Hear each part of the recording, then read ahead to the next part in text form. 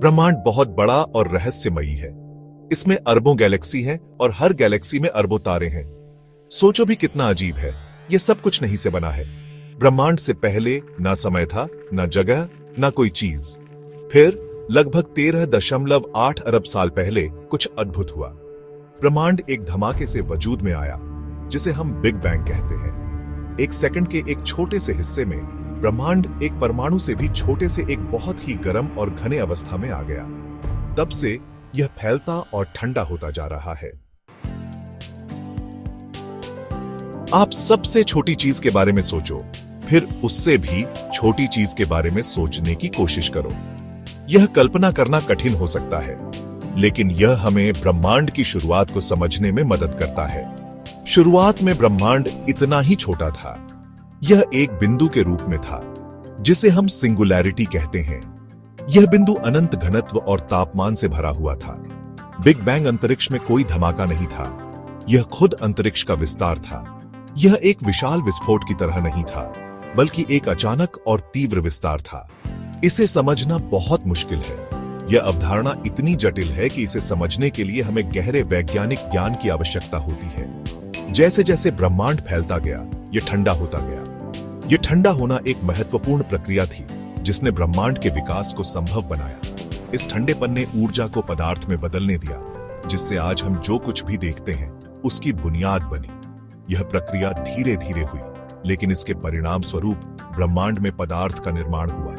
इसे ऐसे समझो जैसे भाप ठंडी होने पर पानी में बदल जाती है।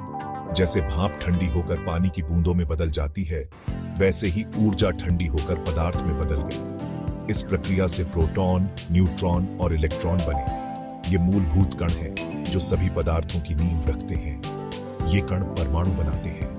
परमाणु जो हमारे चारों ओर की हर चीज का निर्माण करते हैं, इन्हीं छोटे कणों से बने होते हैं।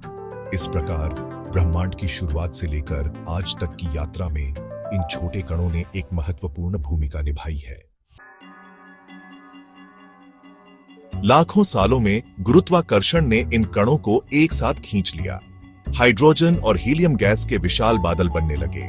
ये बादल, जिन्हें नेबुला कहा जाता है, गैलेक्सी का जन्म स्थान थे। इन नेबुला के भीतर गुरुत्वाकर्षण अपना जादू करता रहा।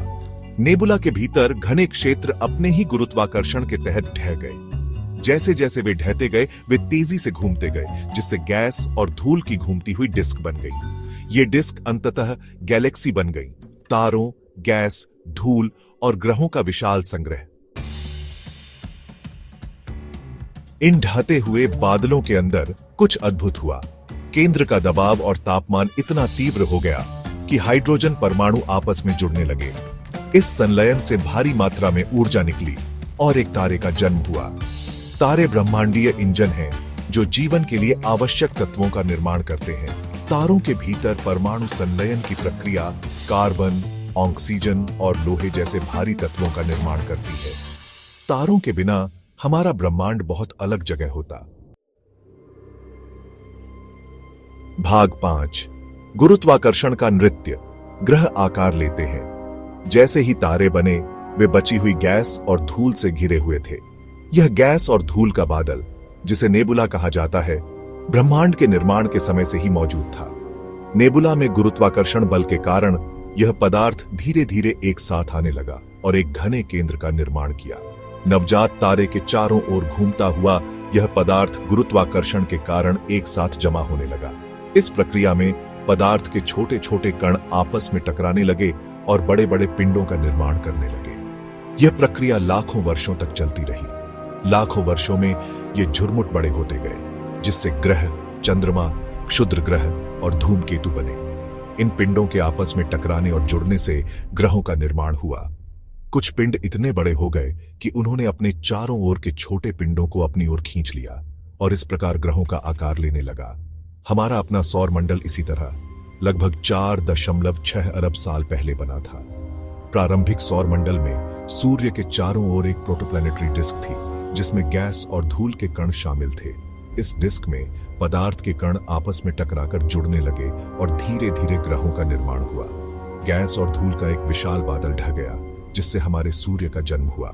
सूर्य के जन्म के बाद बची हुई गैस और धूल ने एक डिस्क का निर्माण किया जो सूर्य के चारों ओर घूमती रही। इस डिस्क में पदार्थ के कण आपस में टकराकर जुड़ने लगे और धीरे धीरे ग्रहों का निर्माण हुआ।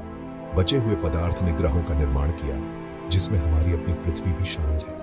पृथ्वी का निर्माण भी इसी प्रक्रिया के तहत हुआ, जिसमें गैस और धूल के कण आपस में टकराकर जुड़ते गए और एक ठोस पिंड का निर्माण हुआ। इस प्रकार हमारे सौरमंडल के ग्रहों ने आकार लिया और आज हम जिस ब्रह्मांड को जानते हैं उसका निर्माण हुआ। भाग 6, पृथ्वी की कहानी। हमारे घर की एक समय रेखा। प्रारंभिक पृथ्वी एक हिंसक और अराजक जगह थी।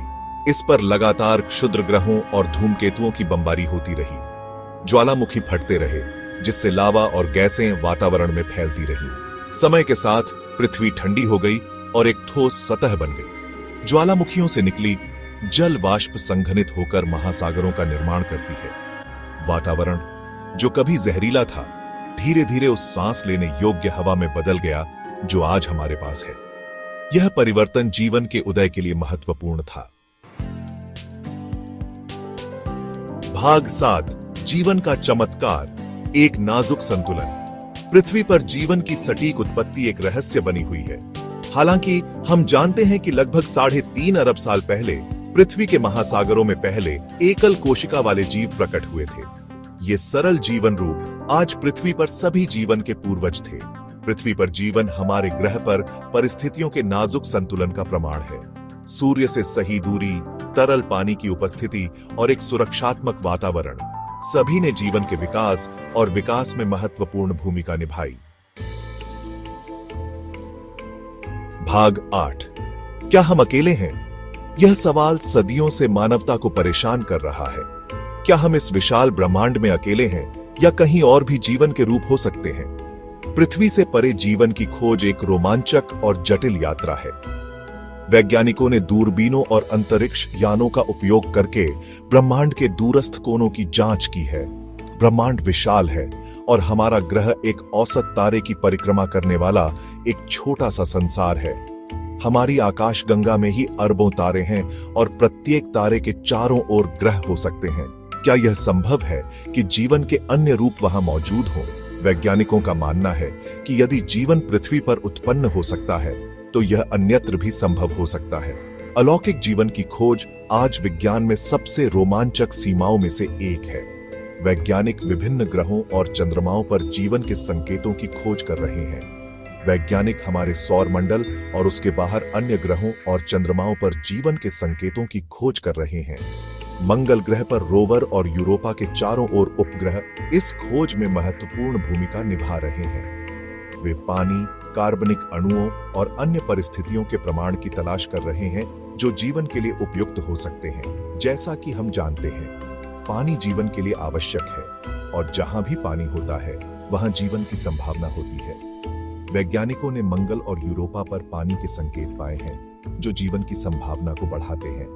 इसके अलावा वैज्ञानिक सीटी search for extra terrestrial intelligence परियोजनाओं के माध्यम से ब्रह्मांड से आने वाले रेडियो संकेतों की भी निगरानी कर रहे हैं। वे यह जानने की कोशिश कर रहे हैं कि क्या कोई बुद्धिमान जीवन हमारे साथ संपर्क करने की कोशिश कर रहा है। यदि हम कभी भी अलौकिक जीवन के प्रमाण पाते हैं तो यह न केवल विज्ञान के लिए बल्कि मानवता के लिए भी एक महत्वपूर्ण मोड़ होगा। यह हमारे ब्रह्मांड में हमारे स्थान को फिर से परिभाषित करेगा और हमें यह समझने में मदद करेगा कि जीवन कितना व्यापक और विविध हो सकता है। भाग 9, हमारी ब्रह्मांडीय यात्रा, एक कभी न खत्म होने वाला अन्वेषण।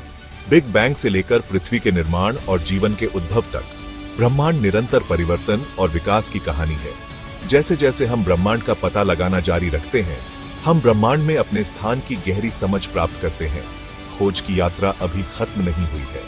हर नई खोज नए प्रश्न खोलती है और हमें ब्रह्मांड के रहस्यों का पता लगाने के लिए प्रेरित करती है। ब्रह्मांड विशाल है और अजूबों से भरा है, जिसका अनावरण किया जाना बाकी है।